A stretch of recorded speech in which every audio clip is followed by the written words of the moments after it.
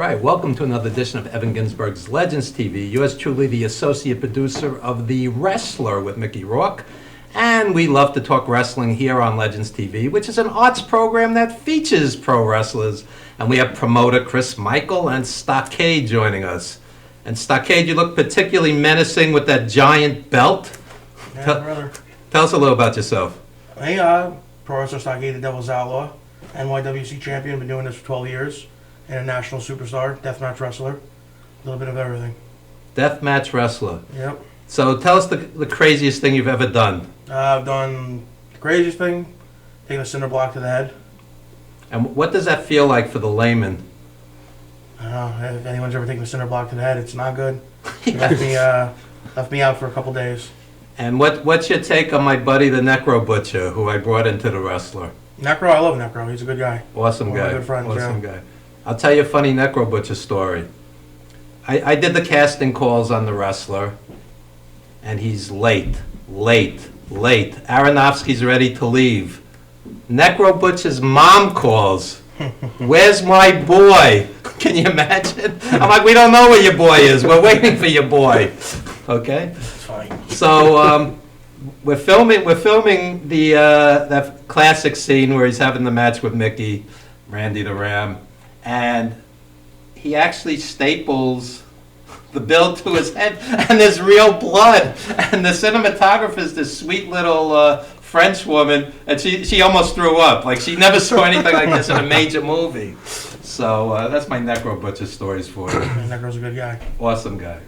He's a good friend.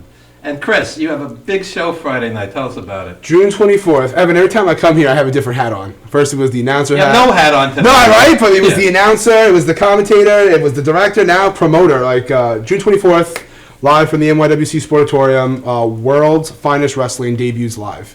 And it's... my first question. Okay. What makes it the world's finest wrestling? What makes Every promoter thinks it's the world's finest wrestling. Because after the last 5 months, me messaging people from Jersey, Montana, California, I even did Canada, like just reaching out, watching so much footage, listening to my guys tell me, like, you need to check out this superstar. You definitely need to look at this guy. Expand. Don't go what everyone else does. Finding the finest wrestling all up and down the East Coast and bringing it all together for one banner. What was the whole sole purpose behind what I was doing. Okay. And it's not been easy. So let's put it like that. So let's say it's next weekend, the 24th, and in the course of next weekend, there's a half dozen indie wrestling shows in the area. Convince me, as a jaded old school fan, that I must see your show. Okay, so old school. So you like the storytelling aspect of wrestling. You want something that's going to captivate and keep you on your feet. Well, the card that I have set up has about every match is first time ever. I've watched, I've studied, I've watched everything that they've all produced. Everybody on that card's a first time ever. For instance, he's going to wrestle a man that he has never wrestled on Long Island before. A man that is also trying to up and come in the deathmatch world and trying to make a name for himself. If you want to see wrestling that's never been seen before, like the aspect of, oh, I would have loved to see Muhammad Ali versus Mike Tyson, or I would have loved to see Hulk Hogan versus John Cena, that's what you're going to get when you come to World's Finest Wrestling. The chance of dream matches that you've never seen before. And who are you wrestling? Chainsaw Joe Gacy Okay. from CZW. What's your take on my buddy Lowlife Louis Ramos? I love that guy. Louis, I haven't had much interaction with Louis. I was in the ring with him once, but I guess Louis Harold is one of the godfathers of Northeast deathmatch wrestling. Yeah. So Louis is a good guy. He's a sweetheart, nice guy, but he's crazy. He's done some things that, he's definitely turned some heads, and like I said, he's the godfather of deathmatch in New York. That's what he's regarded as. I tell people that Louis Ramos is as charismatic an indie wrestler as I've ever seen. This guy's got like Hulk Hogan charisma. Yeah, he's out there. Yeah. He's an interesting character. It's just a shame he's never gotten an opportunity to really shine. Yeah, he's a personal friend of mine. And I'm going to be honest with you, and I'll throw it out to both you guys. I have mixed emotions about death matches. I have very mixed emotions. Part of me loves it. I mean, it's wild, it's entertaining, it's an adrenaline rush. And part of me is like, why would you risk permanent injury, for a relatively small audience? Are you going to regret that move, what you just did, on a cold, wet, rainy day when you're 40, 50 years old? I really don't think about it. I think it's I live for the moment, you know. Okay. I just, go out there and entertain. I never wanted to. It wasn't something I got into wrestling saying, "Oh, I want to be a deathmatch guy," or "I want to wrestle with light tubes and thumbtacks." It just became who I am and what I was. I like the physicality of it. I like the brutality of it. I like the art of it. I grew up a fan of Mick Foley, Cactus Jack, Terry Funk. Mick Foley's a friend of mine. Awesome. I love Mick. Kevin Sullivan. So I've always been more attracted to the hardcore guys, even like guys like Jake Robertson, who were just the darker characters, and it just was an evolution of the character. As far as regretting it, I've been hurt less doing death matches than I have doing regular matches. Let me come at it from a different angle. Somebody like Homicide, who did a lot of hardcore early in his career, but veered away from it, he went on to a bigger and better career. I think there's more opportunities out there, wouldn't you say? Yeah, I think there's both on both sides of it. You have Big Japan Wrestling, you have FMW, you have Wing, stuff like that are still around. You have CZW, which is doing a thing, and now you have Game Changer doing. There's an audience for it. Not necessarily there's an art to it, just like there's an art to everything. But eventually, you can't be doing pro wrestling forever. Eventually the wear and tear does catch up. Doing that style, I think it's a little bit faster, but it exists. And if there's an audience for it, people are gonna do it. I don't do it. It's not like every match I do is a death match. It's very sporadic. I've slowed down completely. Maybe once every 6 months, or if it calls for it, I'll do it. But I'm more of an in-ring wrestler. I'm more of a storyteller than I am anything else. Good, because I think it'll extend your career. Yeah, absolutely. And you have more opportunities. Like a Bray Wyatt is not like a six-pack of abs, Mr. Fitness type guy, and he made it. I think you have a better chance of making it to the big time if you veer away from the hardcore. I agree. I think that's like true. Homicide's been all around the world. Yeah. He's a legitimate star. We have one guy. I got one guy. One of my good friends. My secret weapon, I call it Masada. I know Masada. Yeah, it was kind of a last-minute thing. He goes, "What are you doing for the show?" And I was like, "I'm trying to get the last fight on the ice." He goes, "Masada." I was like, "He's nowhere near Long Island." He goes, "Masada." I'm like, "What do you mean? He's going to be here. Use him." I was like, "Really?" So, everything I have to admit, besides just being one of my guys, him and my business partner both have been on me. I'm telling you, the amount of YouTube videos I've watched this last 4 months, yes. I think I need to put investment into YouTube because everything. Having Masada on the show, I feel like it brings a different aspect to it. Because World's Finest Wrestling, I have a premier athlete who's Anthony Nese, who's on the Classic. Anthony Nese is a great technician. This is great that you have variety. I have that. I have Stockade, the man who's diversitized in anything. You can tell a story or he'll do a death match. I have Demetrius Papadon, another technician. Let me say something about Papadon. I know Papadon 15, 20 years. This guy should be in WWE right now. That's how good he is. That's how great he is. Not only is he a tremendous wrestler, he's got a great gimmick, great persona. This guy, and you know what the problem is? Ageism. That's true. They want somebody in their 20s, and he's not. And it's a shame because this guy should be at WrestleMania. That's how good this guy is. And that's the whole point of being the finest wrestling. Think about it. We have technicians, we have storytellers, we now add Masada. That's violence. That's a aspect of wrestling. In the sense of that's their version of telling a story. So what makes World's Finest Wrestling different? We have everything. Good. Good. That's what the goal was. Because we just had this big debate on social media. What's his name? Will Ospreay from England. Yeah. And he's wrestling Ricochet. And the old school guys are going, "Oh, that's just a spot fest." And I'm watching this as an old school fan. I'm going, "This is tremendous. These guys are tremendous athletes." You saw the match? Yes. Tremendous athletes, tremendous reaction from the crowd. Great match. And I'm like, okay, maybe that's not your thing, but that would be a match of that quality would add to any card, even if it's not your thing. No, I agree. Right? Have a little of everything on the show. Yeah, you have a little of everything. I'm not too big of a fan of the Ospreay Ricochet match.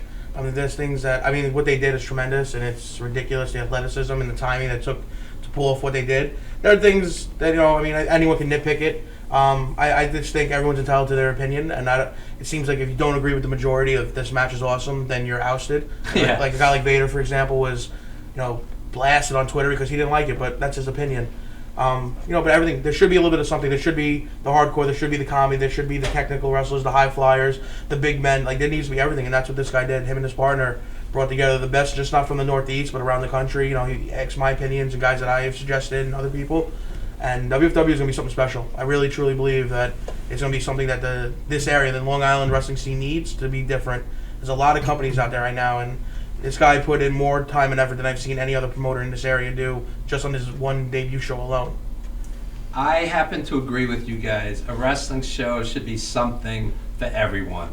You have a hot tag team match, you have 2 pretty women, you have a technical match, you have a hardcore match.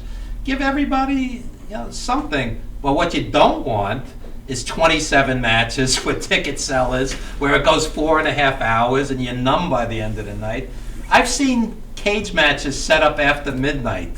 I couldn't tell you. I'm talking like ECW guys on indie shows, not on an ECW show. I couldn't tell you who wrestled. I was numb by that point. Okay. Old USA Pro shows, what you're talking about? Bingo! I've heard stories. I'm trained by Mikey Whipwreck, so Yeah. I've heard lots of stories about those old shows and going to 1, 2 in the morning, and they're just. I mean, those shows had some great matches on them, but you can't put up a cage at 12:15 at night after 5 hours of wrestling. You're numb. That's crazy. So to this day, I could not tell you who was in that cage match. I could tell you cage matches from 1979 at the Garden, but I couldn't tell you that. That's crazy. So. But you said before, like, little bit of everything. Another thing that I see a lot of wrestling companies do, they target one set of audience. Right. Kids. I'm not gonna say it's like a G-rated show, but it is a kids-friendly show. It also, speaking to Applebee's, another, like, I feel like other wrestling promotions don't do this. Reach out to the community. I've been on the phone with the Deer Park superintendent all the last 4 months. They put our flyer in the newspaper. If you're a graduating senior and you bring your ID with you, your ticket's $10. And Applebee's is actually working out a deal. Like, if you bring our ticket, you get 25% off your bill. So, like, I feel like it's just more than putting together a card and advertisement. It's going out there, talking to the community, and that's what some wrestling companies don't do anymore. They don't reach out and expand. I'll tell you another thing that needs to be done.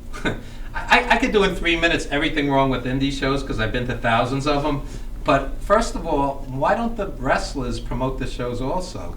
Instead of debating what's on Raw or TNA, promote the match, promote the show. Instead of if the wrestlers treat it like any other show, then the fans are going to treat it like any other show. No, I agree. I absolutely agree. And I think that's why, we all know I'm the graphic designer. I sit there and I make those single match graphics for everybody. And what I love most is when I go on to the Facebook or the Twitter or whatever, and they're pushing it. And then people are getting interested. I have people coming from Pennsylvania who have never been to an NYWC, the NYWC Sportatorium, and just from the match card alone are coming out for that drive. Awesome. So definitely, pushing the show is one of the key parts of what you should be doing these days. I am totally jaded, and you've sold me. And I just want to say one thing about Stockade, who I'm meeting for the first time. You look the part. I see wrestlers, they look like kids. They're 120 pounds, and they don't even have gear. And I'm like, I could take this kid. You look the part. I wouldn't mess with you. You understand? It's been a long journey of evolution and growing. Speaking of what you're saying, guys, it's a different time. Like, I was lucky and fortunate enough to be trained who I was trained by and come up the right way. And I do a lot of these shows. He's been with me now with a lot of these shows, and it's becoming more of a playing wrestler than being wrestler. This is all I've ever wanted to do, and I put everything. You can ask him every day. It's on the phone with him. What are we doing? What is this? And I work on my gimmick, my character. It's 24/7. It's not. I don't go. Once I leave the ring, it's like Stockade ends. It's Stockade from the moment I'm at the building to the end of the night. And I leave that building. I'm Stockade. Like, it's full on. That's all I do. I eat, sleep, and breathe this business. I love it. There you go. I grew up on great wrestlers like Ray Stevens, who some of the legends say was the greatest guy to ever lace a pair of boots. Yeah. Ray Stevens in his prime. Dick Murdoch, Dusty Rhodes, Harley Race, and I think you see what I'm getting at. Yes. They didn't need a 6-pack of abs. No. You look the part. No, seriously. I appreciate it. And I don't know how it turned into like a beauty pageant where somebody has to look, Lean McMahon's vision of what a wrestler should look like. Because to me, you look like a I wrestler. appreciate it. Well, you know how it is. Every promoter vicariously lives through what they see as their wrestler. Vince sees himself as the Lex Luger and the $1 Million Man, so that's what he wants. He wants bodybuilders, Paul Heyman saw himself through Raven. Eric Bischoff, I have no idea. Hulk Hogan, maybe. I don't know, but everyone has their vision of what a wrestler should be. But like you were saying, there was Dusty, but then you had guys like Magnum TA, or you had guys like Ric Flair. Guys were in shape, but then you also had big guys like the Road Warriors. Like, it was such an eclectic group that everyone could relate. Now you watch on TV. Now it's different. You got guys like Steen and guys coming in like Bray Wyatt and even. But when Steen came in, there was so much doubt on him. He doesn't look the part. McMahon's not going to push him. He's the best heel in the world right now. He's phenomenal. Best heel in the world. Best talker in the world. He's phenomenal. Maybe if you look at a guy like Nakamura. Nakamura's my favorite. Japanese wrestlers in the WWE don't have a great track record, but to my opinion, he's probably the most charismatic wrestler out there today. Nakamura is my favorite active wrestler. He's Nobody touches this guy. No, he oozes charisma. You see him and AJ Styles at Wrestle Kingdom? Yes, I have. That was art. That's Ricky Steamboat, Ric Flair art. I agree. But hopefully, like I said, it seems stuff's changing now. Where you got like a guy like Bray Wyatt, even like Brody Lee, Luke Harper. He's not a body guy at all. Even Eric Rowan. I mean, they're big guys, they're imposing, but they're not jacked up muscle guys. So Bray Wyatt is one of the best heels they have. Top 5. The guy's tremendous. Speaking of which, I saw him at a local indie show right before he left for WWE, and it was like very emotional because they knew he was getting the call, and you never know. You could be in the WWE a year from now. It's a strange business. As long as it doesn't happen before June 24th, I'm perfectly fine with right. that. I just not before June 24th. That's right. Everything is right. You talk about like the kid dream. My always dream was to do this, and when it all came together, it's just like it's really like watching a baby walk for the first time, and just seeing it just get out there. And I can't thank him, my business partner enough. Is that this journey on June 24th is going to be worth it. And when you come and see the show, it's going to be something where you go home and be like, I can't wait for the next one. Good. And I'm glad you mentioned that, because instead of having 37 guys on the microphone and three-quarters of the time you don't understand what they're saying because the mic is awful, okay, that's something to avoid. You build towards the main event and co-feature that night, and whatever the next show is, always leave them wanting more. Stockade's going to face so-and-so on the next show, return death match, boom. That's how you keep them coming.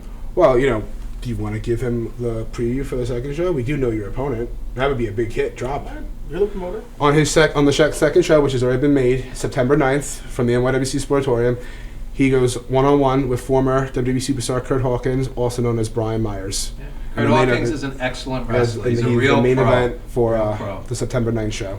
There you go. So you're right. It's all about that one. Even you, I can't thank you guys enough for letting us come down here. It's reaching out. In spite of three-quarters of your crew being late. You know what? If they're literally not out there, they're fired. They're not going to even be on the show. We have to find new wrestlers for the June 24th show. Let's miss the live TV. I know, right? Yeah. Anyway, that's not a reflection on you. That's on them. Hopefully they'll get here and we'll interview them. Thank you. What's the old expression?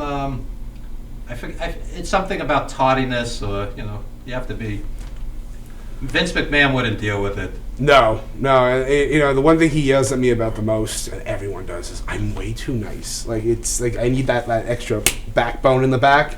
I'm starting to get it. It's coming along, but he'll call me up and he's like, what's going on? And I'm like, oh, this. He goes, you're too nice. Please just be angry. Just get angry. You want to know something? I have the same problem, but there's a line. There's always a line. There's nothing wrong with being nice. I'm a former teacher, fair but firm. You don't want to cross the line where somebody perceives someone to be a doormat. Yeah. There is a line. I saw that when we were doing The Wrestler. Aronofsky is a nice guy, good guy. But it's be here on time. The time is money. Yeah. It's just a certain aspect behind it. Yeah. So run down the card for us. What are the 2 or 3 main matches? Okay, you obviously have the main event for the NYWC Championship, first time ever. It's going to be Stockade versus Joe Gacy. We have the Tier 1 champion, Rude Boy Riley. Somebody that I hear great things about him. I've never seen him live. He's destroying New York City. He's making his own over there. But now I want to see what he's going to do when he comes to Long Island. He's taking on somebody he's never faced before, Tyler Murphy. A very good superstar, up and coming. I feel like this is his big chance to shine. He's been in NYWC, he's been to SWA. Tyler's out there, and now here's his chance. He could win a championship for a company he's never ever been in, and that's what that big thing. And then the third really big match behind that is what is Masada going to do? No one, Masada simply said, I'm going to be there. But what is Masada going to do? Sometimes guys like Masada, they don't know what they're going to do from second to second. That's the beauty of it. I can't wait to walk in and be like, all right, let's go. And there goes Masada. Okay, we're doing this tonight. All right, let's go. So I'll tell you a funny deathmatch story. When we were building towards the wrestler, we did a lot of research. I took Mickey Rourke and Darren Aronofsky down to CZW for one of the Cage of Death shows. We went backstage into the dressing room after the match. It was like a MASH unit. It was like a MASH unit. Yeah, I've been part of a few of those. Yeah, so I said, Mickey, what'd you think? He goes, this is awesome.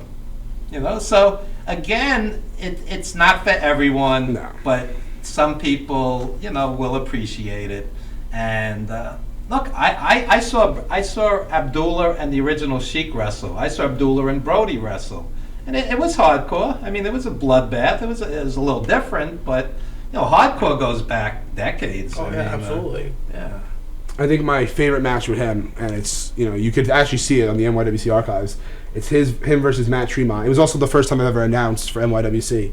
And just it wasn't just stupid brutality. There was a story behind it. You're talking about two. Well, you have to have psychology. It's not just hitting each other with stuff, He is right? the death match of New York, and Matt Tremont, Bulldozer, is the death match of New Jersey. And those two together, I'm telling you, still to this day, what's your favorite Stockade match? Matt Tremont versus Stockade, hands down. Hands down, favorite match all time. So, as far as this show, are your boys here yet? Because I'll cut to a commercial and. I actually don't have my phone, so I'll double check. So what we will do is take a very brief commercial timeout in the hope that the rest of your crew shows up. So we will be right back with more of Legends TV. But before we go, plug any websites, social media, all right. media, both of you guys. Well, you want to go first? So the website for World's Finest Wrestling is in the process of being made, but you can find us at World's Finest Wrestling on Facebook and on Twitter at WFinest Wrestling. So it's WFinest Wrestling. And you, of course? And then I'm on Twitter. It's at Stockade SDMF. That's really all I have. I don't have a Facebook or anything. I have an Instagram, which is the same as the Twitter. Stockade SDMF. I accept everybody. As long as you're not a tool, I'm cool with it. I don't need to. As long as you're not a tool. I don't need to go on my Facebook and being told that I'm a terrible wrestler. I don't have time for that nonsense. So. I have a very important personal question for you. What does your family, close friends, girlfriend, wife, whatever the case may be, what do they think of your hardcore stuff? My family, really it's only my mother. She hasn't really seen any of it. I mean, she knows. All my friends are pretty much guys in the business. I have outside friends. They all think I'm crazy, but I mean, I get phone calls from guys, like guys see something, I'm like, what are you doing? Stop doing this. You're crazy. You're going to end your career. I have people in WWE that call me that I'm friends with. I'm not really as crazy as, I'm best friends with Matt Tremont. I'm very good friends with Masada. Those guys have done stuff that I'm even like, I don't know. I know, I don't know if you saw the clip with John Zandig and Joey Janela. Yeah. I saw Janela about a week after that, and I was like, what are you doing? There's some things, I do, I've done the light twos, I've done the thumbtacks and stuff, but there's some things that's there's no amount of money. I'm not going to mutilate myself. I have friends that do it, it's cool, but, people think I'm crazy. They go, how do you land on cinder blocks? Or, girls that I spend time with or friends see me get up in the morning and I can barely walk. Or comes with the territory, man. But I wouldn't change it. I would never change a single thing I've ever done. Do you know a Steve Rosano out in the Pacific Northwest? I've heard of him. He was hurt very badly. Career-ending stuff. Yeah. So it's no joke. No joke. No, but guys get hurt regular matches. It's the element. Yes, is it more escalated with hardcore wrestling and deathmatch wrestling? Yes, but I've seen a guy on a show recently do a baseball slide and tear his Achilles tendon. It's freak things. Well, the other side of it is a Mick Foley. Eventually, all those crazy bumps do catch up to you. I agree. So what we're going to do is take a very brief time out, and when we come back, we will talk more wrestling. Don't you dare go anywhere, folks. More of the eclectic mix known as Legends TV right after this very brief time out.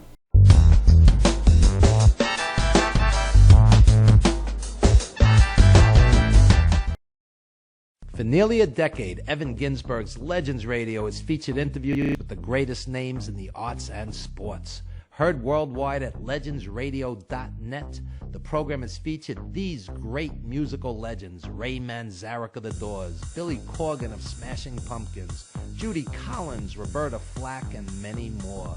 Stars from movies, TV, and comedy have included Jenny McCarthy, Wayne Brady, 30 Rock's Judah Friedlander, Shelley Berman, Jackie the Joke Man Martling, David Allen Greer, and Paul Mooney.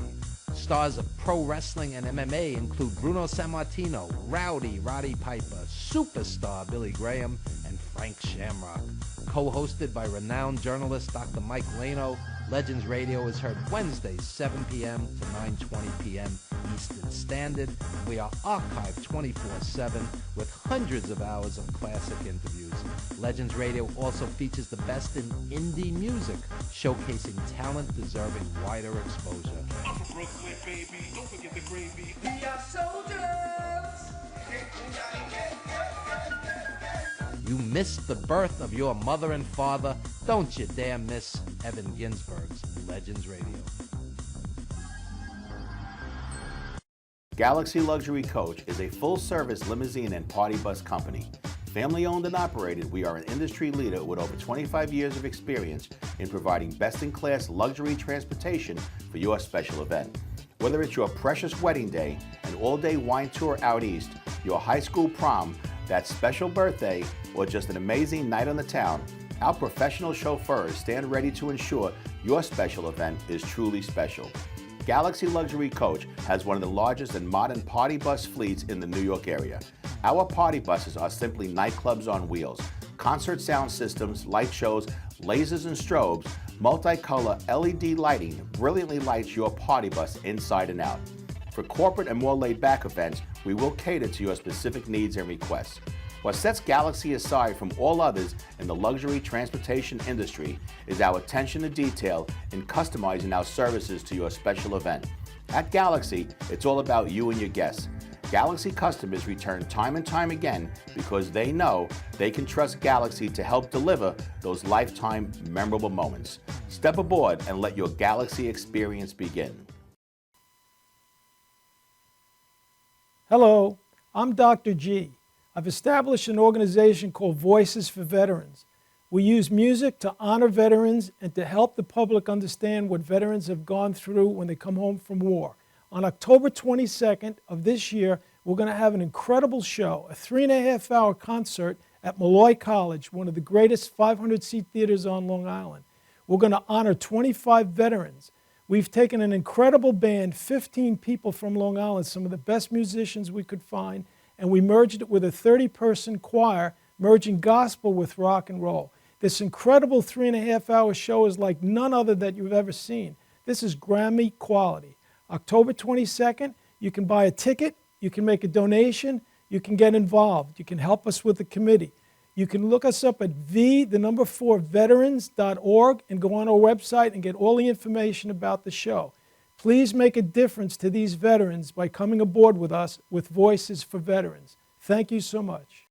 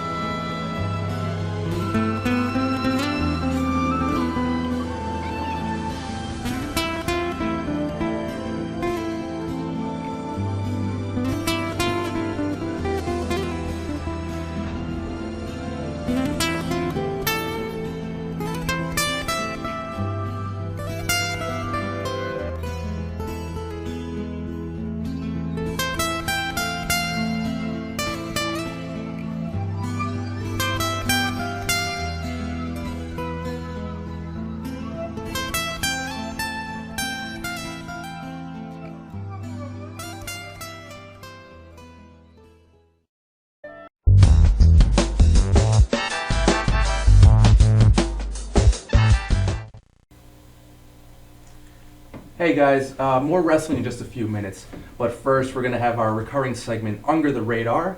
I'm your host, Randy Unger, and here's my co-host, Erica A. Hey Erica. Videographer Erica A. That too. How are you doing today? Glad to be back. I'm excited to be here. I believe we have 2 movies going for us this week. Yes, we do. And the first one is coming out on Blu-ray. The first one, it's actually already on Blu-ray. Okay. It's called Mr. Right, and it stars Sam Rockwell as a hitman who falls in love with Anna Kendrick, a lovable loser. Here's a clip. Is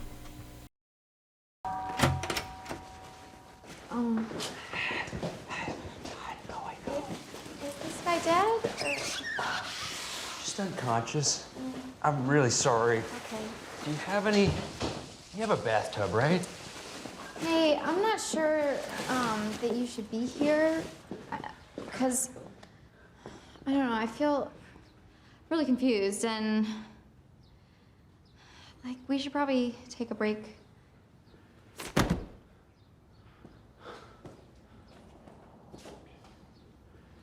What do you mean? Break?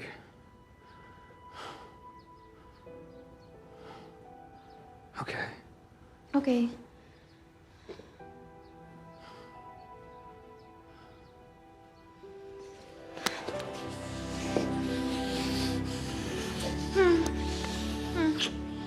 No, wait. Okay, like this whole reverse hitman thing is like... It's weird. I know. Awkward. I kill a whole bunch of people. But they suck? Or they're like bad people? Like That's the not an people... excuse. But I should stop. I'm just panic rationalizing this to myself. I mean, I realize I'm doing No, honey, you are, but you're doing great. Okay. Really good. Okay. Okay, whatever.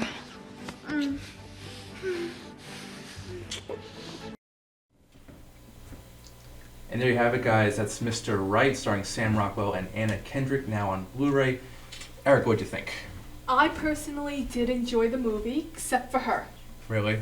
Really. I mean, it falls into that new genre that seems to be coming out, romantic comedy action, like Mr. and Mrs. Smith or Night and Day, which are really fun-loving and enjoyable. You have your action and you still have the unrealistic romance that you hope for and you really can build on. Though I also really enjoyed her roommate, which we actually don't get to see in the clip. It cuts away right before she pops out completely shocked. But she was really interesting. She actually reminded me of a young Cameron Diaz. The only thing that didn't work was our leading lady, at least in my opinion. Anyone else could have filled the role. Agreed. I mean, Anna Kendrick has a very unique style about her, so I think she really brought a lot to the table. I really love Sam Rockwell. Yes, he was great. He's great in pretty much everything he does. Well, maybe not everything, but he's great overall. He usually brings a dynamic character, which he does in this one, which is funny. He builds comedy. He builds believable that he has his fight sequences, and he looks good doing it. Yeah, so yeah, the action sequences are really pretty good. You've got, bullets flying, explosions, but in the middle of all that chaos, you've got these 2 mismatched lovers, and it actually makes for a pretty decent viewing. So, okay, guys, so our next movie is called Wiener Dog, and it's more of an independent dramedy that features a lovable dog that goes from family to family, person to person, and affects each and every one of their lives. Here's a trailer.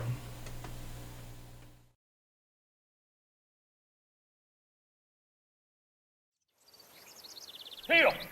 Damn it. Heel! Mother. Heel. Heel, mother. Heel, mother.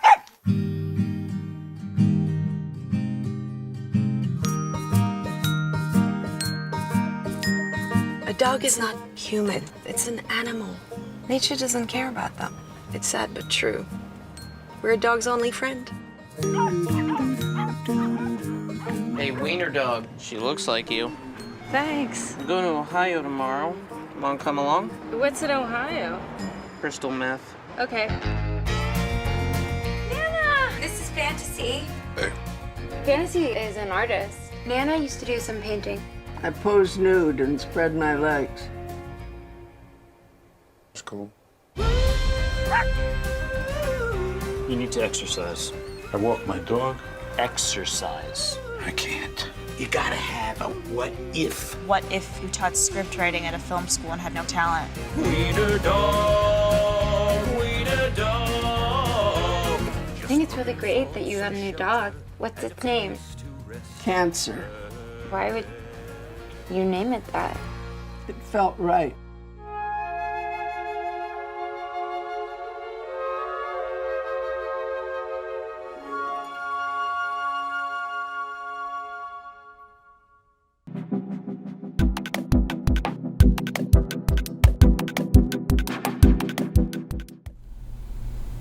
Okay, guys, that's Wiener Dog coming out in theaters June 24th. Erica, what'd you think of that one? Oh, that one, it starts out okay. It reminds me quite a bit of Polly. The way, Polly from 1996 about yes, the parrot. That it carries a certain animal, and it's supposed to be that animal's story as how that animal, in this case our dog, Wiener Right, Dog, Wiener Dog. affects all these different families. Yeah. But what did you think? I mean, I thought that, each story was pretty interesting in its own right. There were about maybe 4 different human stories, or give or take. You've got a family with a son who's very curious about life and a little confused. You've got Danny DeVito in there who Well, you're plays... skipping 3 different families that he's Well, I'm already mixing went them up through. a little. But you got Danny DeVito who plays a down-on-his-luck screenwriter, and you've got Greta Gerwig, who also plays someone kind of lost. Everyone's pretty much lost in the movie, but the dog kind of unites them, and I thought that was a really beautiful way to tell the story. I actually thought that the scriptwriter got lazy towards halfway through. It stopped connecting how Really? the dog got from place to place.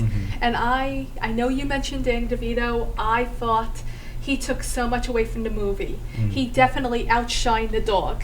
Yes, And that agreed was with that. terrible because it's not his movie. Right, no, it's not. But it should have been because he was a great character. Oh, he was a small character, and then his one segment Literally took over. a small character. Well, but- no, I meant metaphorically, as he wasn't a key character. It was a small, just cameo appearance that he made. Now, I thought Greta Gerwig gave a very strong performance as well. She's this independent actress who, her latest movie, what was it called?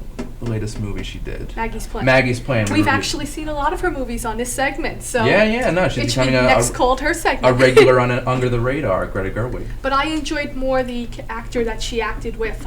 What was his name? Kieran Culkin. Yes, Yeah. I thought his character was much more dynamic in his story that he builds and how the dog is there for them Yeah. and plays a key role, even if it can't talk. Yeah, but I'll agree with you about the script, how it wasn't that strong, and a bunch of these actors had to pretty much carry the film, which was a shame because if it had a stronger script, I think this movie would have gone a much longer way. So, skip Wiener Dog, at least in my opinion. I mean, give it a try if you have nothing else to see on Netflix or late night cable. Okay, so when it comes to cable or TV, but skip it going to the theaters, it's Yeah. coming out this week. This week, June 24th, guys. So that's it for this edition of Under the Radar. So, we're skipping Wiener Dog unless we see it on cable. And don't forget, look for Mr. Right on Blu-ray. Yes, great movie. Sam Rockwell, Anna Kendrick. If you want to see a nice romantic comedy with a little bit of action, Mr. Right it is. Okay, guys, that's our segment for today. I want to thank Erica A. once again. Thank you for having me on. Thank you. Good to see you, Randy. You too. And we'll have more Legends TV after this brief commercial break. Thanks, guys.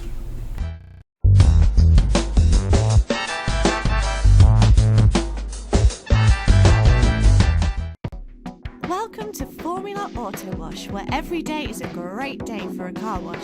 Open 7 days a week from 8 a.m. till 5:30 p.m. Sundays 8 a.m. till 4 p.m.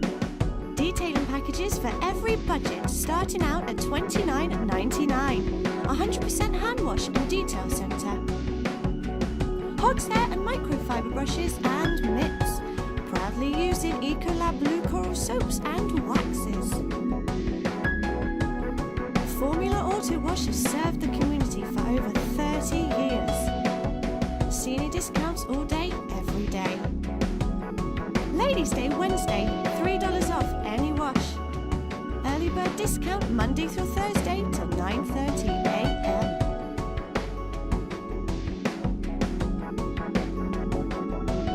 Check out our website, formulaautowash.com.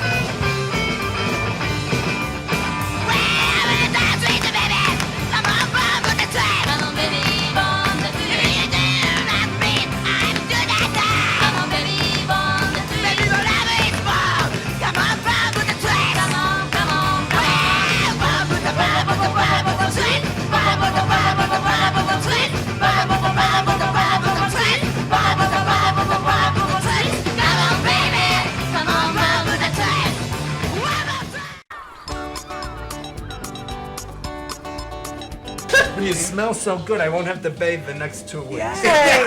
Anything. So, here, laugh a little harder. All right?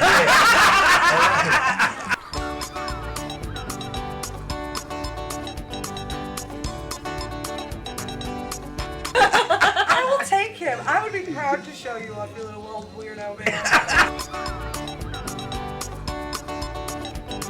Get a new sweater. The worst dressed man here tonight. Right?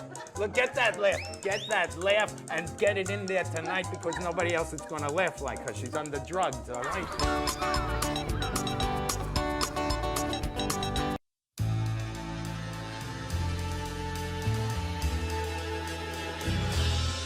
Being a fireman is more than just putting out blazes and giving kittens CPR. Sometimes my duty demands I fan the flames, like when a call comes in from a lady who needs immediate assistance. Maybe she needs help with a computer thing. Maybe she wants to go antique. Could be as simple as understanding that walking in heels it's hard. Aussi simple que l'été dernier à Paris. C'est sympa. Maybe it's ladies' night in, and she wants a simple, delicious recipe for margaritas with a twist. First, a can of limeade. Now hold on to this. You'll be using it. Side note, kittens make everything better. Next, add water. Now, a bottle of light beer. No, shh. Trust me, I'm a professional. And last, and most important, Sauza Blue Tequila.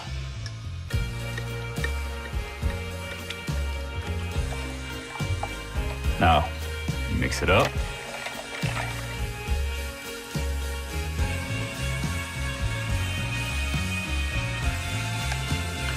Ole. Yes, that's what I'm trained for. Whether it's to help her choose leggings or pants, telling her leggings are pants, or discussing leggings and jeggings versus pant pegging at her next ladies' night in, I'll come to the rescue. Don't call me a hero. Just call me. Let me know what time.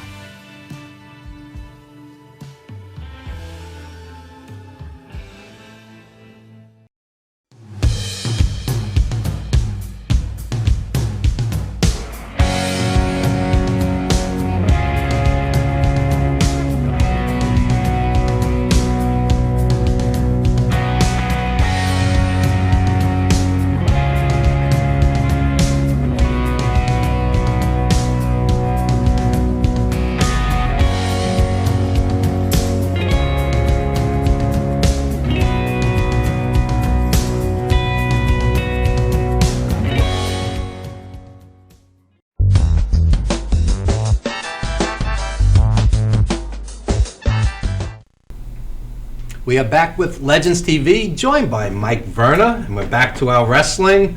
And tell us a little about yourself. Well, I mean, Man of Steel Mike Verna is my name. I've been wrestling for 3 years. I currently hold the 5-Bar Wrestling Heavyweight Championship, ECWA Tag Team Championship, the Dynasty Heavyweight Champion. ECWA? Jim Kettner back in the day? Back in the day, not anymore. Jim Kettner was awesome. Yeah, I hear all good things about him. Yeah. He hasn't been around. He sold the company. But the new regime is very good, too. John Finnegan. Good bunch of guys, and it's a pleasure. It's really interesting. Once I won the belt, it was actually cool to see all the guys that actually held it beforehand. And the fact is, it's still a 20-year-old broken down. It's the same belt. So the lineage behind it is very cool with that. Jim Kettner's ECWA had world respect, which is very hard for an indie. There's endless indies out there, so it really says something. Yeah, it's not. I mean, it's got all the respect and all the lineage to it, but. You know, it's definitely a different feel now. It seems like they're trying to rebuild their own company. You know, they own with the new ownership, their own new legacy. Sure. And that's cool to be a part of. There you go. Another great indie promoter, Sheldon Goldberg, out in the Massachusetts area. He's been out there 10, 15, 20 years. Yeah. So I would guesstimate, and not to depress you, but I would guesstimate that 95% plus indies do not make it. So it's not just a matter of putting on great wrestling, it's a matter of being a great promoter. So you have your work cut out for him. Work cut out for you. Yeah, you took the words right out of my mouth. Yeah. Not to discourage you. No, I mean, I agree. You have the passion for it. You know you're wrestling. So I still say it comes down to how do you get not only the hardcore fans, the indie fans, but how do you get the parents, the grandparents? You know, it's a whole different audience. He said it right there. His gimmick is the Man of Steel. And what's the biggest thing going on right now in the movie industry? Comic book movies. Comic book movies. That's right. So why not have a man that, you know, symbolizes that whole aspect with the Superman angle, and the he literally lives and breathes the whole, you know, Superman persona. The man is even playing Superman in an upcoming indie film. You know, he could have that started segment with them. That just I was gonna say, you know, that brings to the point. Like, you have to look at what's going on in today's world, and superhero movies are blooming. So why not have somebody that character in a wrestling show? So when the kid goes, I want to be a wrestler, I want to be like Man of Steel, Mike Verna, because, you know, I like Superman. I like that aspect of it. Well, wrestling has always been about great characters, and tell us briefly, I mean, we're an arts program, not just wrestling. Tell us briefly about the movie.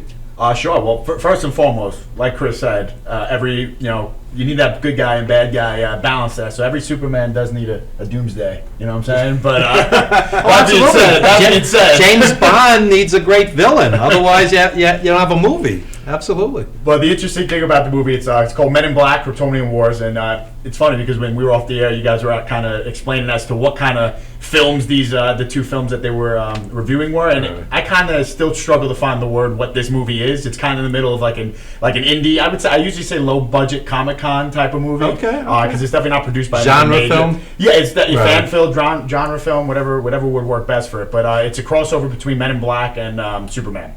So they're basically teaming up to defend Earth against the evil alien, I guess. And do you have aspirations as an actor? Because every wrestler has a shelf life. At some point, the body gives out, and yeah, that's for sure. I mean, I never looked at acting as something I would like to do because wrestling is the passion, and outside of wrestling, I'm passionate about baseball. I coach baseball. I went to school for broadcasting, so that was something I looked to do. Maybe be on the camera side of analyzing sports and all that, but. The acting thing, it's been fun, starting with it. And the wrestling in this one role that I actually got casted in actually led to something else. A Mafia movie actually reached out to me too. So I'm in this negotiation discussions with them about being involved in that one. I don't have much details about it just yet, but it kind of opened the door. So I mean, acting in general, after the body breaks down, hopefully it doesn't, but I'm sure as many guys that came before me can tell you that the body does break down. So when if that door opens, I'm going to step right in. Yeah, I mean... I especially the women wrestlers, I mean, they're good for maybe 3 years, and then McMahon gets tired of them. And I would tell all of them to pursue acting, modeling. Well, half of them are, if you really think of it. Yeah, because, any sport, any athlete, at some point you hang it up, and... you gotta. Sylvester Stallone is 70 years old. He's still making action movies. And better shape than most of us, too. 70 years old. So, absolutely. Throw everything out there. You never know what's going to hit. That's the way I'm looking at it. You could be in WWE next year. You could be in a hit movie next year. Whatever happens, I'll take it, right? Hey, I acted with an Academy Award nominee. What was the chance? There you go. That's good for the resume, I just happened to fall into it. Yeah.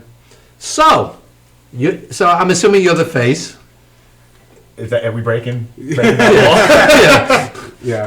You guys would be perfect opponents, I would think. Oh, man. We've had our battles. Yeah. But have you ever had a one-on-one match? No. Oh, no. There you go. There you go. No, that's one that I think a lot of people look forward to. That definitely would be, Doomsday versus Superman if you build it that way. That aspect to it. You got one of the biggest villains in New York against one of the biggest heroes in New York. I mean, this is true. Book it. So, here's my next question, since you both have belts. Why is it that most, not always, but most indie promotions do not get along, do not work together? I think everybody's... I'll leave that to the vet. Yeah. I mean, I think, I go back, 25 years, guys are slashing tires and taking down posters. I mean, it's a horror show. You know what's sad? I think you should have like a super show, all the promotions. I would respect people doing the slashing of the tires and all that violent stuff more than what they do now. Because now it's a bunch of, I'm not going to say it here, but I think you get the vibe. Well, okay, I can answer that because, again, to your question, why don't they work together? when this idea came about, the first show was a showcase show. I've reached out to about 8 different promoters, and in the process of doing it, I'm hearing through the grapevines, well, this promoter backstabs you, and this promoter does this, and don't trust this promoter. You hear that about every promoter. And I'm like, but it doesn't mean it's true. That's what I'm saying. I've been working with all 8 of them. They're like, they've been great. They've not given me any trouble. Like, and I look at them like, okay, so maybe you burned them in the past, but what you said is like, why can't they work together? It's the simple fact that in this new era, it's all about, who's not kissing who's what, and who's not following whose direction. It's like high school. I literally feel like I'm back in high school. Yeah. I have gray hair because I feel like I'm back in high school dealing with that. Yeah. It's a lot of indie companies trying to really be that next company. That's the problem. And there's so much talent in New York, and there's so many companies in New York that all these guys are getting recycled and used together. And it's like, all right, if me and Stock are one of Chris's main guys, if Chris wants to showcase us on another show, that promoter may want to do something with me and Stock that Chris, being the good promoter that he is at this young stage, he may be okay with it, but other promoters may say, no, that's not going to happen. Well, here's my next point. As an old school fan, I've been going to wrestling since 1974, before you guys were born. There's very few indie wrestlers, I would say, I'll pay to see this guy. Okay? Homicide is worth paying to see. Low-Key is worth paying to see. Okay? Amazing Red. There's not a lot of guys. So, really, how do you distinguish promotion A from promotion B from promotion C if you're interchanging talent? You see what I'm saying? You're 100% right. I think the best way to describe it is the belts that we hold. I think Stockade represents NYWC. I may represent FSW and FBW at the moment. So it's kind of like what Chris is doing right now is that he's taken, and Tier 1's doing it as well to an extent. But they're taking like kind of prime. And Five Borough does it specifically. They're taking prime talents from these companies that are either homegrown or they have their established name, their established talent, and they're kind of taking like an all-star team, for lack of a better word, and they're kind of making their own brand within that. And that's really the epitome of working together. Chris may not be reaching out to all these companies and working financially with them and have a partnership, but he's kind of working with them by saying, okay, these are your best guys. I'm going to make them look even better. Then that's how you have to promote it. Target marketing, niche marketing, where you say, this is the New York All-Star promotion, where that's what sticks out as opposed to, I could see another show tomorrow that's closer to my house. There are companies that work together, like Five Boroughs, FSW, NYWC, CZW, Chris's promotion now. Like, there's a group that does work together, and you'll see Verna, myself, guys from CZW. There'll be shows where NYWC, for example, that's running tonight, you have Verna talent who are from FSW, you have guys from CZW. Like, there's an eclectic, everyone comes together, but on the same token, you have other companies, and other people. Not everyone's gonna get along. It's like high school. You have your group of friends that you click with, and you have people you don't click with. And he can contest what I know I can. I've worked for people. Well, if you work for promoter B, you can't work for promoter A. Yeah, I know. Because I don't like him. It's ridiculous. And then, for example, if these two are running a show, Verna doesn't like Chris, but Chris doesn't care if I work for And unfortunately, in this industry and what wrestling has become, like you said earlier, it's a lot of kids now playing wrestler and playing promoter, and there's very few guys that take this as a business. And Chris is one of them that does take it like a business. And there are a lot of guys that just open up because they just want to run a wrestling show and have their friends play, and that causes the conflicts. Well, speaking of treating it as a business, I tell all my wrestler friends, you're working on an indie. Obviously, it's not big money. Why don't you market yourself? Have T-shirts, DVDs, CDs, 8x10s. It's just, to me, who does that? Rage, it's like a store, I say the same thing about make money. Rage has a Turkish bazaar. Yeah. A lot of fans, I like to ask them, especially fans that aren't necessarily wrestling fans. There are some fans that want to go to a show and they don't care if it's a ring, a bright room, and a curtain, and they just want to see wrestling. And then there are some fans who aren't necessarily wrestling fans, or smarks, if that's the term you want to use, that will come into a wrestling event and they'll see the low budget setup compared to a high budget setup, and they'll automatically be attracted to a certain look. If you're not a wrestling fan and you walk into the Sportatorium, for example, the way it's set up with the lights and the stage and the screen, automatically you're attracted. You say, okay, this is good. This is going to be something different. So I think that's a big deal with it too, and that comes with the marketing. A lot of promoters don't invest in that. Right. It's just like a wrestler. We're products. If you don't invest in your product and you don't put your product out there, then why is you as a promoter, you as a fan, going to want to invest or buy into what we're selling? and that's a lost art. You know, I mean, I'm mostly 90% of the time I'm a heel. I have shirts and stuff, but I'm never at my table. I'll have either Chris if he's not doing something. That's or I'll old have my school. students. Yeah, but that's me. That's good. You know, But that that's how. preserves it. But Yeah. that's also why when people, like, I don't sign autographs. I'm always in the back. If I am out, you know, I don't talk to anyone. That's just how I like to, you know, because I'm an old school guy. Like, I like the old school. You know, Verna's a face. He's out there kissing babies and doing everything. But it's the difference between, you know, I've done shows with guys, and so has he, where two guys are killing each other in the ring, and then you look in the back, and all of a sudden you walk by into the bathroom, and they're hugging and shaking hands, saying, Yeah. And it's like, you know, Kills the illusion. Exactly. Suspension of disbelief. Exactly. Eddie Gilbert would be a heel before intermission. He'd turn face during his match and sit at the gimmick table and make a lot of money. Yeah, make his money. There you Yeah. I was gonna say the first time I met Stockade, and I think it was my first time announcing. I went over to handshake him, and he looked at me and just looked up and down and kept walking away. And I'm like, wow. I was like, I'm the announcer. And I asked him, can I have information? What? What happened when we went in the locker room then? Oh, well, that When we was. went in the locker room, then you got it. Yeah, in the locker room, and then when you go in there and things are different, and like he then later explained, he goes, "Listen, it's two different worlds." And again, at that time, I'm new to this. You know, I'm the guy who, when I first watched wrestling, and it's not back when everybody else has. I watched wrestling when Mick Foley was the commissioner, and then I have to learn about everything in the past. And like what in the setup and how the proper way, you gotta make sure you shake everyone's hand, you gotta be respectful, eye contact, constant key, you know, kayfabe, you know, it was all that. And like these two, when everything came together, like the reason, like, you know, with my business partner and everything, I was on the phone with him, and then I'd be calling him, I'm like, all right, I need the face aspect of what goes on, what's next. And then I was like, all right, he's like, you're doing this wrong, you have to do it like this. So like, it really was like a learning experience for me, and it was something different and something new, and like, absolutely loved it. Look, it's like a movie. If I watch a movie, I'll give you an example. Will Smith played Muhammad Ali.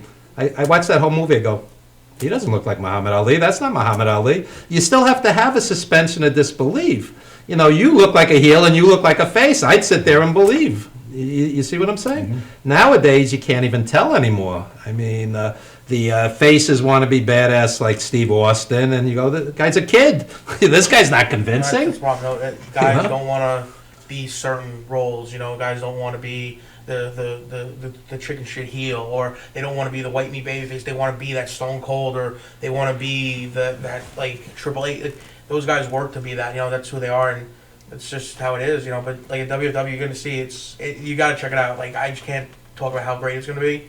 Like the eclectic group of wrestlers, from guys like him that are white meat babyface going out to kissing babies, you know, old school babies. They got guys like Masada who've been all over the world. Yet Tony Nese, a cruiserweight superstar. Tony now. Nese is a tremendous technical wrestler. Yeah. And I go back to Billy Robinson. I mean, I know technical wrestlers. The guy's great. Oh, yeah. Let me put it to you this way. I have promoters on here all the time, and 9 out of 10 times I don't bother. This show I want to go to. You guys convince me. Well, I got one more convincing. You know, he's brought up about the whole aspect. His opponents, see, I again, everything, his first time ever, his opponent's something different. You have the president of professional wrestling in New York, strong, everything is Mike Verna. You also have the upcoming talents from the Creator Pro Academy with Pat Buck and Brian Myers. You know, they have some of the most amazing upcoming superstars. I have actually, you know, been in contact with Brian Myers. His opponents are two of the Maxwell Jacob Feinstein and Joe Bronson. When you see these two, I'm going to ask you a question. Any relationship to Rob Feinstein? I don't know. I can find out. But when you see these two and how unusual wrestling name, Feinstein. The way he is, especially too. When you see these two are in the ring, and you're gonna be like, that is literally the future. So his match is the present versus the future, and he needs to find a tag partner. He doesn't have a tag partner going into this match. So is it going to be? If I choose a tag partner. True. I mean, you know, you are Superman. You could probably out-muscle both of them. But that was the whole aspect of bringing like different ideas together. There's a lot of young talent that he brought in, just from Creator Pro, from NYWC. That there's a future. I mean, guys like Aiden Bell, the Hounds of Hatred, the Cap Kids. There's a lot of guys that when our time, you know, then our books are done, we close that book, that they'll be the guys sitting in these spots and, you know, carrying the belts that are going to be there. So that's what he's smart about. He has the next crop of guys that are coming up in the Indies. I agree. I think the key thing about WFW is you're not being afraid to bring these new guys to the table and giving them the ball. A lot of companies, whether they're a school-based company or whether they're an established company, you don't really see an opportunity for students to kind of kick the door down and actually get an opportunity like that. So the fact is that they're on a main show, a debut show on the main card, and they're getting a shot. Yeah. And that's cool. And the bottom line is the fans have to care about what they're watching. Oh yeah. It's not just 37 high spots, and where if they miss one, they stop like a deer in the headlights and they look befuddled. Look, whether it's a film, a wrestling match, whatever, you have to care. The fans have to care, and you have to be convinced. You have to be sold on the match, sold on the feud. It's not rocket science, Don't have 27 matches. Don't go 5 hours. Have matches that are quality and leave people wanting more to come back to the next show. Seems like such a basic formula, right? It is. It really is. But that's the key. Yeah. It really is, which is wild. But I'm from the thought of you could see something and buy it. You could listen to something and you can hear it, but if it's real, you'll feel it. And the amount of work that he put in and his partner Billy put in, just in the promos alone. I mean, this guy put out more promos on his first show than I think any indie company did in a year. But just the amount of work and passion and hard work that he has put in, and talking to guys like us, and really generally wanting an opinion, not hey, what do you think of this? And then going to do his own thing anyway. If this show doesn't take off the way that we feel it's going to take off, then I'll be shocked. Yeah. But I really think that what he has is something that's completely different and special. And I know we represent 2 different companies. I'm from NYWC. He's from Joel Maximo's school. But I have all the faith in the world that what he's doing is going to be something that I think in time it's going to be a long-lasting company. NYWC's been around for over 10 years. Five Boroughs and Lewis have been around for a few years now. I think this is the new one that is going to be a prominent Northeast company. Keep your eyes on it. The amount of work that he has put in. That's it's humble. Good Kid Rock quote, by the way. Exactly. Really good Kid Rock quote. You sold me. I think the first message you sent me, and probably Stock as well. I think Billy sent the first one actually, but it has been almost a year ago. Yes. If you really think about it, and you've been putting the gears together with this for almost a year. And some promoters just take it show by show, day by day, night before they're making changes. Once the following actually generates and the show starts to actually, show itself, the fan base is going to grow. Okay. Because of the effort. So very quickly before we wrap things up, any career highlights for you guys? Matches that come to mind? Matches. I think we both got one that we were both involved in. I teamed with X-Pac with Kevin Nash in our corner against him and TJ Marconi in front of a packed house. That was pretty awesome. A couple opportunities with WWE, which has been awesome. Holding some belts, getting some movie opportunities. I still got a long way to go. I don't like to, pat myself on the back yet because I haven't even reached the tip of the iceberg. Haven't even smelt it. So I had dinner with X-Pac in the '90s when he was a fresh-faced kid before WWE. Oh, so you saw him in his prime, the potential. His partying prime. Oh, he was great in the ring. Guy was great. Highlights? I had the fortunate chance to go to Trinidad and Tobago in Mexico. Wow. I got to wrestle. I don't know if you ever heard of Bronco. There's 4 or 5 of them, but he was the original one. Going there with Jeff Bradley, the original Dudley teaming with him. Getting to work CZW in the ECW arena was a huge deal for me, just to share being in the same building that guys like Raven and Cactus and all these guys I look up to. And then having my trainer Mikey Whipwreck's last match was to me, to this day, to know that I'm his last match is just it's an honor. Yeah, it's crazy to me because I remember going to shows, and I remember a year ago I was with him and Tajiri and sharing the ring with them, and then a year later I'm the guy having his last match. I'm like, what am I doing here? But I've been lucky. I've had I got to do a few movies and TV shows. I was just a kid I was from Louisiana. I moved up here when I was 4 years old, and never in a million years I think that this is where I'd be. It's just mind blowing to me. I would tell you the same thing. Branch out, try to do a lot more TV and movies and commercials. Absolutely. So, last chance. Plug whatever you want to plug. Website, social media. You want to go first because you all have a long list? No, you're the boss. No, you got to go first today. All right, so World's Finest Wrestling, June 24th, NYWC Sportatorium. We're on Facebook at World's Finest Wrestling. We have the Twitter at WFinest Wrestling. We are on Instagram at World's Finest Wrestling. If you are a graduating senior, bring your school ID. Your ticket is $10. Show starts at 7 And o'clock. bring 100 of your closest friends. 100 of your closest. And we will have for the kids, we're going to have cupcakes. We're going to have Mr. Pop and Twist is going to come down. I know, he was on the show. He's going to come Good down. We're going to guy, have the ice cream truck. I've talked to the local people about having the ice cream truck there. This is a show that at the end of the day, you're going to want to buy tickets for September 9th. There you go. There you go. And as far as me on Twitter, it's at Stockade SCMF, and on Instagram. And if anyone's local and wants something to do tonight, NYWC is putting on a show. The three of us will be there. We'll be in the ring. I'll be in the main event defending my title, and he'll be beating somebody up, I'm sure. That's what we hope, right? Okay. And to keep it short and sweet, Man of Steel MV on Twitter and Instagram. And like these two gentlemen said, June 24th is going to be something special. Join us, for real. And you can listen to me on Main Event Madness Radio. I'm one of the correspondents. It's at wrestling-news.net, Wednesday nights, 8 p.m. John Curry, Mark Madison, the host. And shout out to John Curry's stepdad, who's having some health issues. We wish him the best.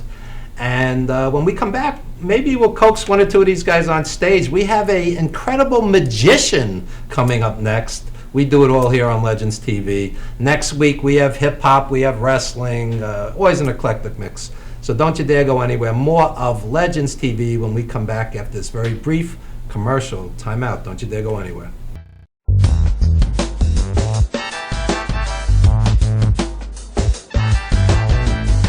From the associate producer of The Wrestler comes Wrestling Then and Now. Walk with producer Evan Ginsberg as he explores the real-life East Coast indie wrestling scene portrayed in The Wrestler.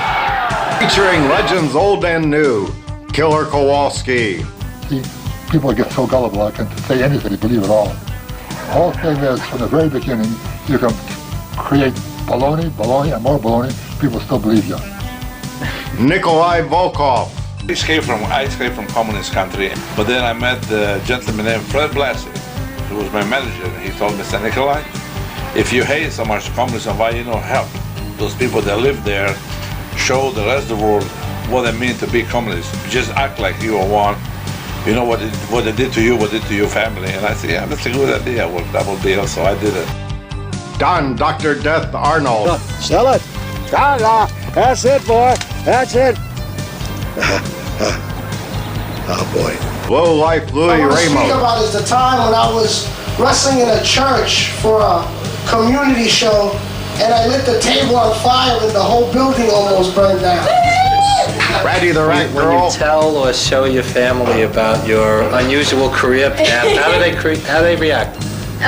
My mom just thinks it's me trying to get attention, that there was some deep, dark disturbance that I'm trying to, get her to become aware of, but she just doesn't quite understand. It's a passion, it's storytelling. And the Great Mambo King. I'm what you call your professional wrestler, Boys Club of America type of guy. I saw a bunch of kids basically being hoodlums, doing bad things in the streets, so I decided, hey, what should I do? Should I get them? Yes, I'm a wrestler. You want to be in an interview with me? Wrestling Then and Now is a must-see for both die-hard fans as well as casual fans of the sport.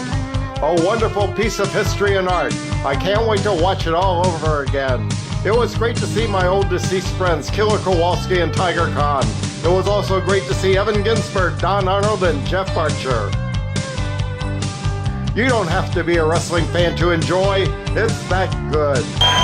Wrestling Then and Now. Streaming to your computer, to your phone, to your TV. Visit Amazon.com and look for Wrestling Then and Now.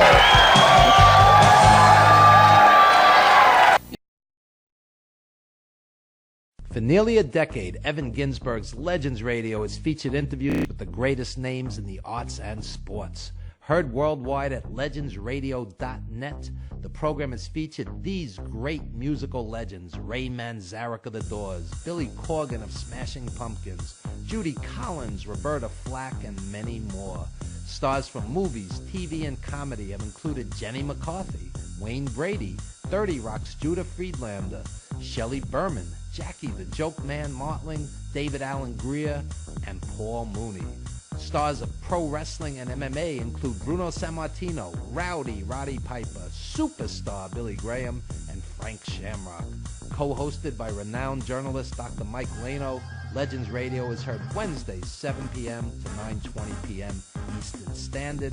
We are archived 24/7 with hundreds of hours of classic interviews. Legends Radio also features the best in indie music, showcasing talent deserving wider exposure. I'm from Brooklyn, baby. Don't forget the gravy. We are soldiers. You missed the birth of your mother and father. Don't you dare miss Evan Ginsberg's Legends Radio.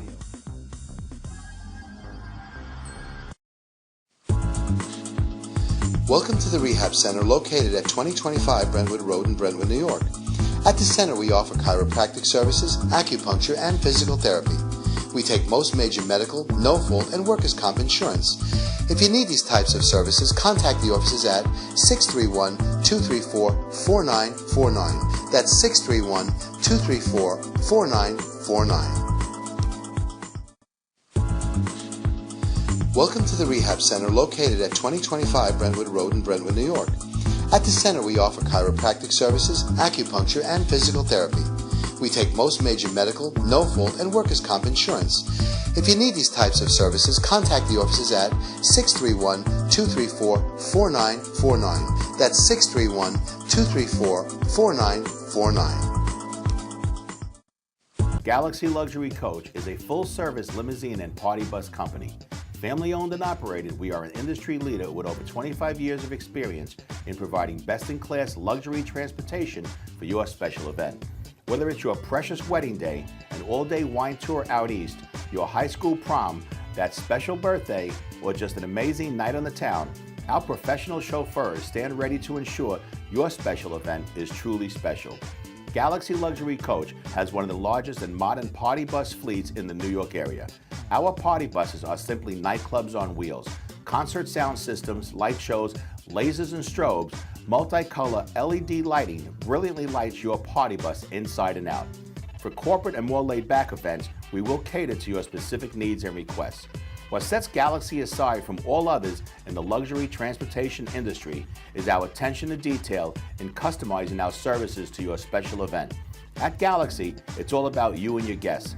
Galaxy customers return time and time again because they know they can trust Galaxy to help deliver those lifetime memorable moments. Step aboard and let your Galaxy experience begin.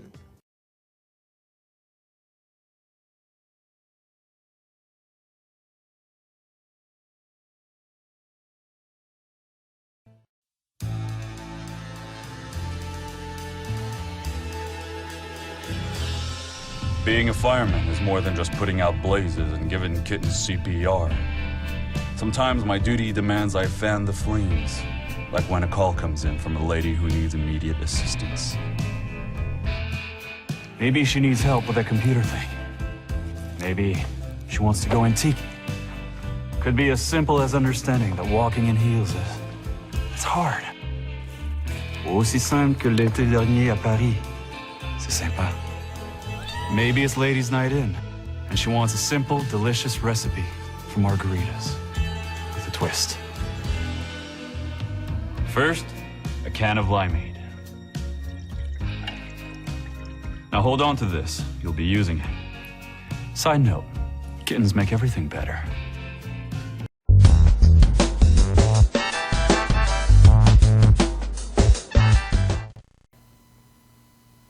And we are back with Legends TV. I'm Robin Channing, the resident magician and mentalist here for Legends TV, and I am joined by Mike over here. Pleasure to meet you. And, Thank you, too. And Randy and Erica, of course, from the previous movie segment. We were just talking about movies. We were just having such a fun time with that.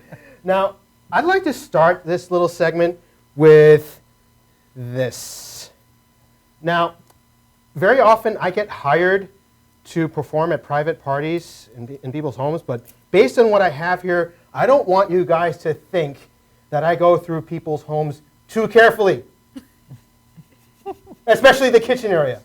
All right, but I want you guys to check these out. Make sure they're nothing more than what they are. Just stainless steel, heavy-duty Costco forks. Can we agree on these? Yes, sir. Yes. All right. Good. All right. Now, your choice. Give me two of these. Any two you want. Okay, that one and that one. Okay, very good. I'll just put the rest of these down here, all right? Now, you check these out yourself, okay, right? You check them out? Name, okay? brand, and everything. Okay. Now, I didn't read that now what I'm closely. going to try to do is the following. Now, most of the time people call this telekinesis, but what it really is, what it basically is this whole notion of how the mind can influence physical reality, all right? Here we go, here we go. Here we go.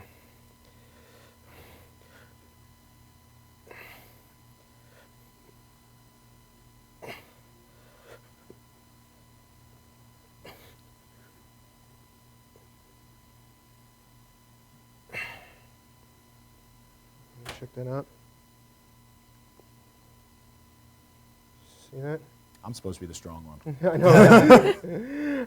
Where I lacked in physical strength, I like to think I make up for by way of mental strength. But as you can see right here, all right. Now, at this point, you've checked these forks out yourself, okay? Now, here we go. Watch this next piece. Here we go. Here we go. Here we go.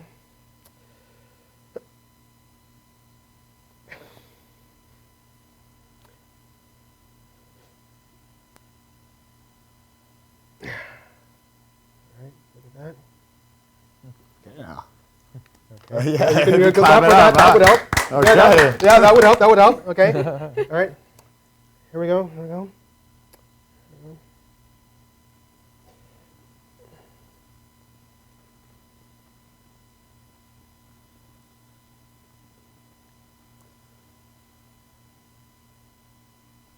Okay. You can clap for this too. Yeah. All right.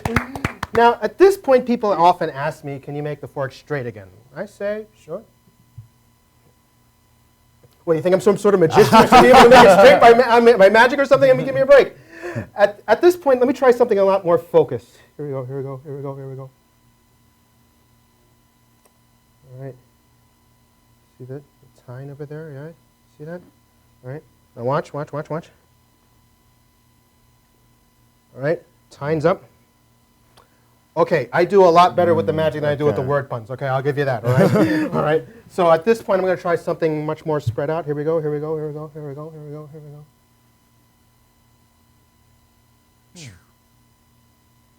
See that? I caught that one up, all right. Thank you. Now, things will now take a turn for the truly strange. Here we go. Here we go. Here we go.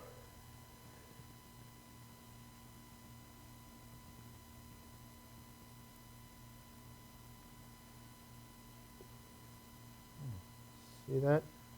That twist right there. Wow, right? Got the exorcist going on. I know, right? That's like the work of at least 2 pairs of pliers. All right, and to finish off, here we go.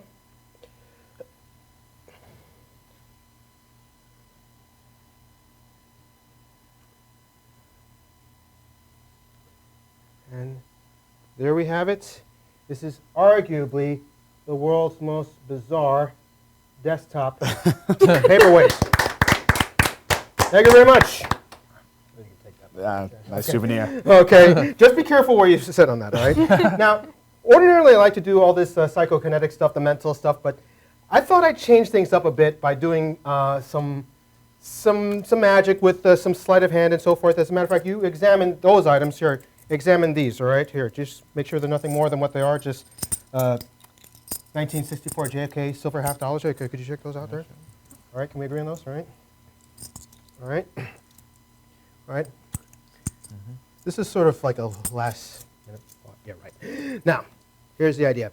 Have you guys ever heard of a concept called alchemy? Yep.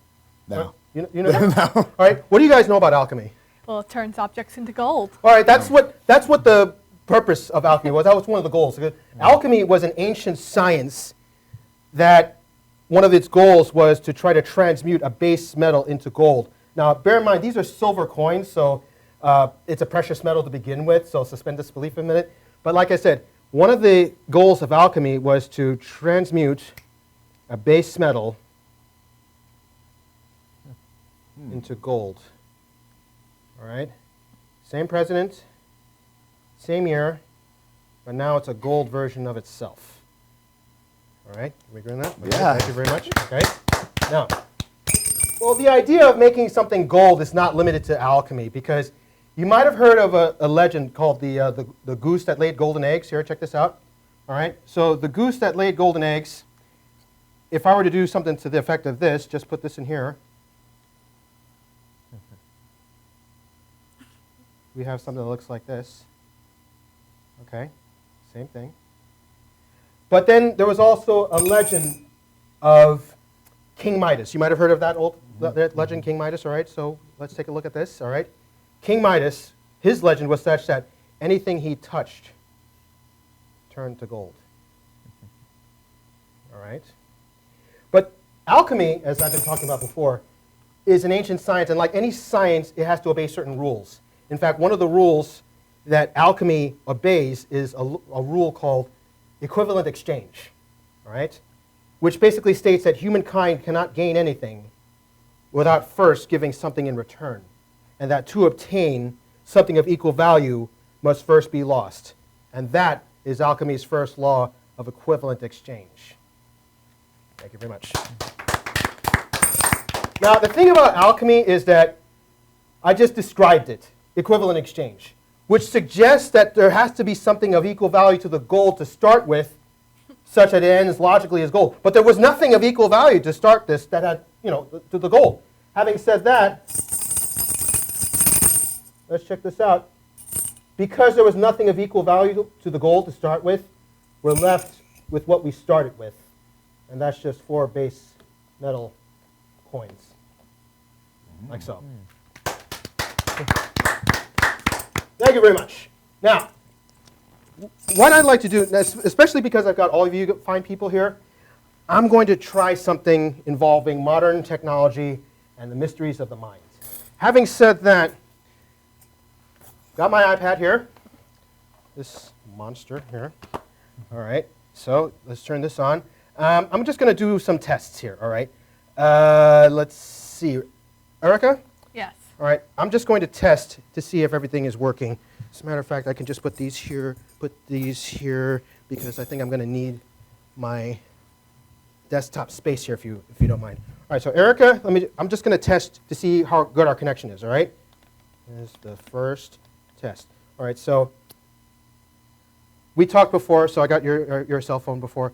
So I just sent you a test text message. Could you bring out? Wow. Okay. All right. Yes. I have a new message just from you. Uh-huh. And it says... Oh, okay. This is the first test. Okay, very good. Do you mind putting that in here? Okay, good. Now, Randy, what's your... I'm going to ask for your phone number, but if you don't want to broadcast it, just you can just type your number here. All right. There we go. Okay. So let me just double check our connection here, if you don't mind, all right? So here we go. Go to message. Okay. This is the second test. Okay, Apple device. Did you get it? All right. Got it. All right, put it face down in here. Okay, good. And Mike. Third test. Third test. And again, if you don't want to broadcast your number, just feel free to just type it in there. All right, and let's see if this works. This is the third test.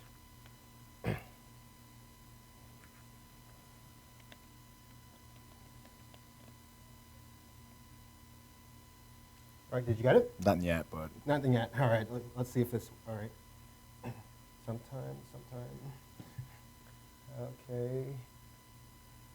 Oh, there we go. You got it. Okay. Put yours down here. The reason why I have this piece of IKEA utility here is so that we could just gather everyone's cell phone so that everything's out in the open, nobody's touching it, nobody's tampering with it. That's fair? Yes? Okay. Yes. Okay, good. Now, first test. Now, first, I'd like to start this with a book. So, Erica, we're going to go in order from starting from you, all right? Now, this is a book I just happened to bring with me, which, given the title, is appropriate to my line of work. Okay? Now, Erica, I'm just going to flip through the pages. Say stop anytime you want. Stop. Okay, here. Is there a whole word at the corner up there that you can see? What do you mean? Like the first word that's here, like not a segment of a word, but like a short word there. You mean like the first word in the paragraph, or first word that's no? on There's top no here. word up there. Okay. Whatever the first word that you see on the page is, or we could just go for it. Okay. Okay, you got one? Yes. The first word? All right. On a page that you stopped at random. Is that fair enough to say? Yes.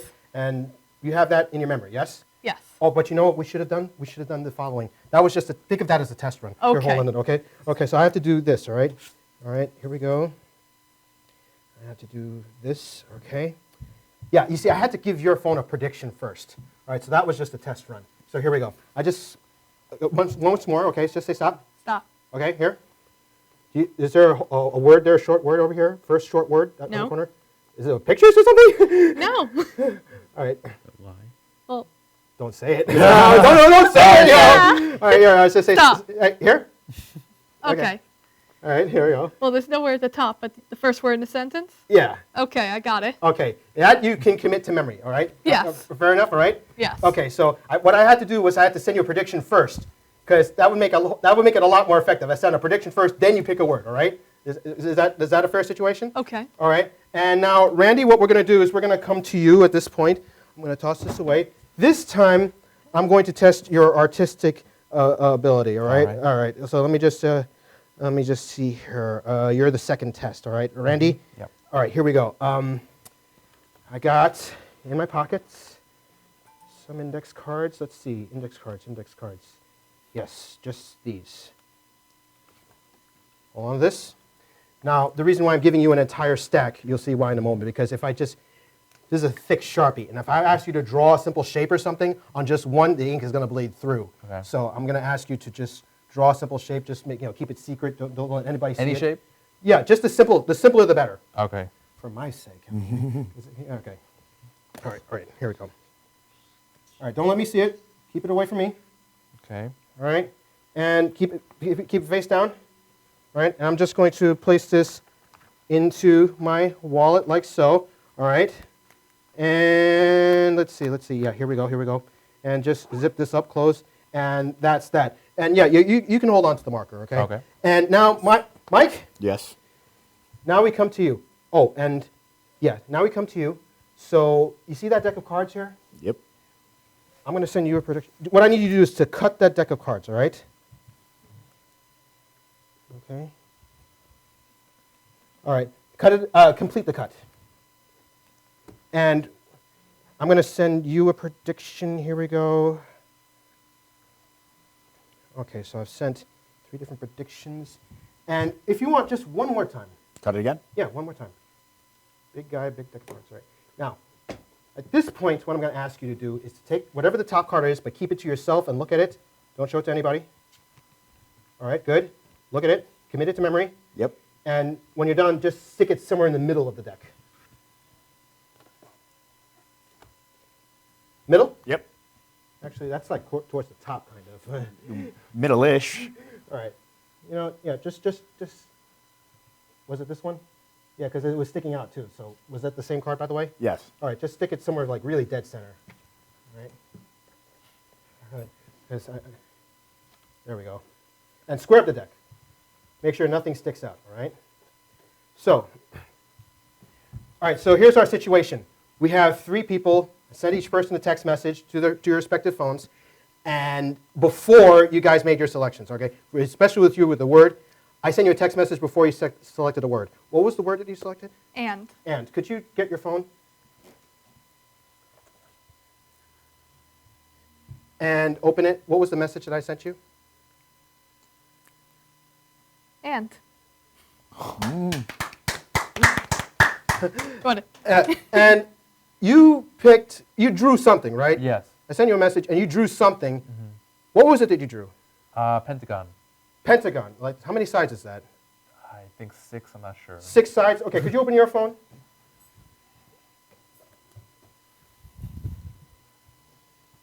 Six sides. Oh. 6 sides! What? And Mike? Yes. All right. For the first time, name the card you picked? 8 of hearts. 8 of hearts. Sure. Okay. And your phone, last one. Okay. Turn on your phone, and let's see what the prediction says. 23. 23. Not 8 of hearts, but 23. Remember I asked you to put the card in the middle of the deck? Mm-hmm. Could you do me a favor and turn over the top 23 cards one at a time, if you don't mind? 1, 2, 3, 4, 5, 6, 7, 8, 9, 10, 11, 12, 13, 14, 15, 16, 17, 18, 19, 20, 21, 22. Stop. That's the card, 23rd card. If that 23rd card, the card that I predicted, 23rd, is your 8 of hearts, big round of applause. Go for it. Show it to the camera. Is it? Oh, yes! Oh, awesome. Good man. Awesome. Good Thank man. you so much. Thank you. Woo! All Got right. it. All right. Thanks a lot. Good job.